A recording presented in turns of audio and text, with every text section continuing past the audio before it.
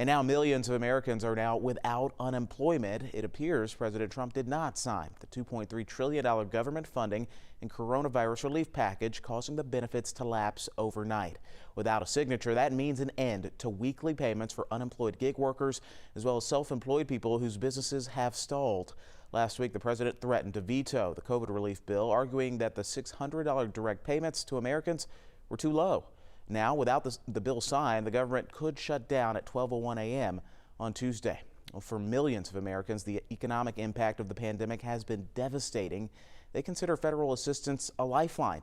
And now millions worry about what lies ahead as Congress and the president remain deadlocked over COVID relief legislation. Garrett Hake this morning continues our coverage. Across a pandemic-ravaged nation, reality sinking in. Help from Washington isn't on the way. Grandmother Nicole Akers in Wilkes-Barre, Pennsylvania, is staring down her last week of unemployment. The panic mode has now kicked in. You know, my unemployment is not a whole, it's not a heck of a lot, but it's gotten us by. But this now is going to be a real struggle. 2 federal unemployment insurance programs that would have been extended in the relief bill now expire, cutting benefits for some 12 million Americans. Millions more could be put out of their homes in January. The federal eviction moratorium is the next major program to expire on New Year's Eve if the president doesn't act.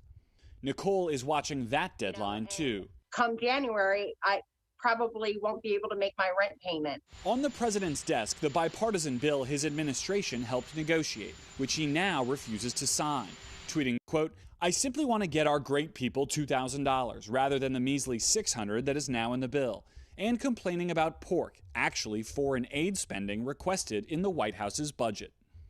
Trump ally Lindsey Graham tweeting after Christmas golf with the president that Mr. Trump is more determined than ever to get the $2,000 direct payments, which he calls reasonable. Senate Majority Leader Mitch McConnell has made no public comment on the president's demand. President Trump never left his Mar-a-Lago resort tweeting about the election results, calling the Supreme Court incompetent and weak, and his successor a fake president. That successor, President-elect Joe Biden, issuing a lengthy statement on the COVID relief bill, which reads in part, "This bill is critical. It needs to be signed into law now."